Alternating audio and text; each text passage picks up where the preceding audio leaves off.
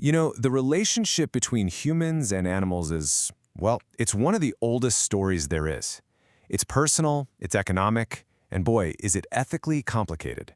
So that's what we're going to unpack today. All the different arguments and ideas that shape how we treat the animals we share this planet with. And it really makes you ask, right? What exactly are animals to us? Are they companions, members of the family? Are they commodities raised for food or products? Or are they performers, here for our entertainment? The thing is, the answer totally changes depending on who you ask and which animal you're talking about. And that's where things get really interesting. And to get a sense of just how personal this is, look at this number: 65%. That's the percentage of households in the US that own a pet.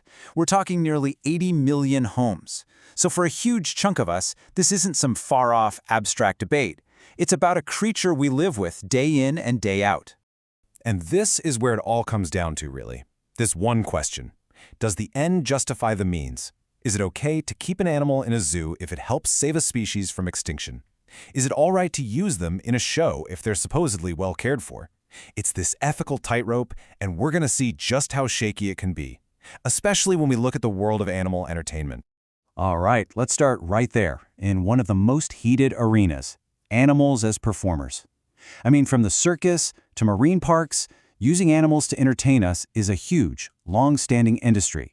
And it's an absolute flashpoint in the animal rights debate. I mean, look at this. You've got two totally different stories being told here. On one side, you have the industry. Think Ringling Brothers saying, hey, we provide top-notch care 365 days a year, and our breeding programs actually help conservation. But then, on the other side, you have animal welfare groups saying, no way. They argue that life for these animals is all about tiny cages, cruel training, and that fundamentally, wild animals belong in the wild. Period. So this was a big deal. $270,000. That's the civil penalty the USDA slapped on Ringling Brothers' parent company back in 2011 for supposedly violating the Animal Welfare Act. At the time, it was the biggest fine of its kind ever handed out to an animal exhibitor. It was a real sign that the tide might be turning and that these companies were under a serious microscope. And if you want to see just how intense this fight got, look at this timeline. A lawsuit accusing Ringling of elephant abuse dragged on for 14 years. It was a brutal legal war. The whole thing got dismissed in 2009 because it turned out the main witness had been paid by animal rights groups. And then in a crazy twist, the fight ended in 2014 with those same groups paying the circus's parent company almost $16 million. But in the end, public opinion won out. Just a few years later, Ringling retired all its performing elephants for good. Okay, let's switch gears to another story a lot of you probably know.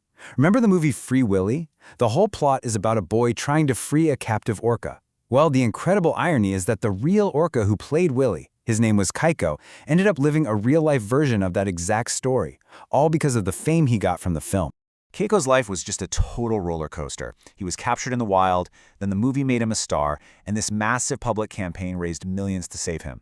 He was moved to a better aquarium, rehabilitated, and then, in this huge operation, he was flown all the way back to Iceland to be released. But there was no Hollywood ending. After so long in captivity, Keiko just couldn't make it in the wild. He stayed dependent on people for food, and he died just a year later. His story really makes you wonder what freedom even means for an animal that's known nothing but captivity. And way before Free Willy, there was Flipper. Back in the 60s, this TV show got everyone obsessed with dolphins. People saw how smart and playful they were, and suddenly everyone wanted to see one up close. That fascination is really what lit the fuse for the explosion of the marine theme park industry. In this quote from PETA, it really just nails the core argument that activists have against these parks. Their point is that you can build the biggest tank in the world, but it'll never come close to the open ocean. For animals that swim huge distances and have these complex family structures, a concrete pool is, well, like they put it, it's a bathtub. But then, in February of 2010, the whole debate just exploded onto the world stage. And it was because of a tragedy.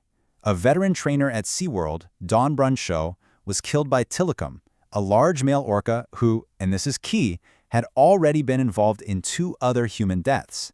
The event sent shockwaves everywhere and triggered a major federal investigation. So the government's Workplace Safety Agency, OSHA, they investigated and they came down hard on SeaWorld. Their report found an extensive history of dangerous incidents with the orcas. They said management basically failed to make any meaningful changes to keep trainers safe. It was a massive official critique that gave a ton of weight to the people who'd been saying for years that something was deeply wrong with this whole setup. So you might be thinking, okay, but aren't there laws for this stuff? Aren't there rules to protect these animals? And yes, there are. The big one is the Animal Welfare Act. But as we're about to see, having a law on the books and actually making it work are two very different things. A government audit from 2010 really paints a grim picture. They looked at just a 3-year window at licensed animal facilities and found, get this, over 28,000 violations. And we're not talking about small stuff here. This is everything from filthy housing and bad sanitation to not even providing basic vet care. It was a staggering number of problems. But here's where things get really wild. Over the years, Congress kept raising the maximum fines for breaking the Animal Welfare Act, all the way up to 10 grand per violation. But the average fine the USDA actually handed out? It was tiny, often less than 10% of what was allowed. The government's own audit basically concluded that the fines were so low, violators just saw them as a routine cost of doing business, not something to actually be afraid of. Okay, let's bring this discussion a lot closer to home, to our pets. Because this is where we find a really strange paradox. We love them. We treat them like family, right? But in the eyes of the law, they're property, just like your couch or your car. And that conflict really messes with how we think about our responsibilities to them. I mean, we saw the numbers. Pets are a gigantic part of American life. Over 54 million homes have dogs, almost 43 million have cats. The list goes on. We spend billions and billions of dollars to feed them, care for them, and keep them happy. For all practical purposes, they are family. But then, you see this number. And this is where the story takes a really heartbreaking turn. While we're cherishing millions of pets in our homes, an estimated 2.7 million perfectly healthy dogs and cats are euthanized in shelters every single year. It's the awful result of pet overpopulation, and it's a direct contradiction to our image as a nation of animal lovers. Now, a huge part of this problem, according to critics, is the purebred dog industry. They point to so-called puppy mills, these big commercial breeding operations that often have terrible conditions and very little oversight. There's also the issue of inbreeding to get that perfect look for a certain breed, which can cause all sorts of genetic health problems.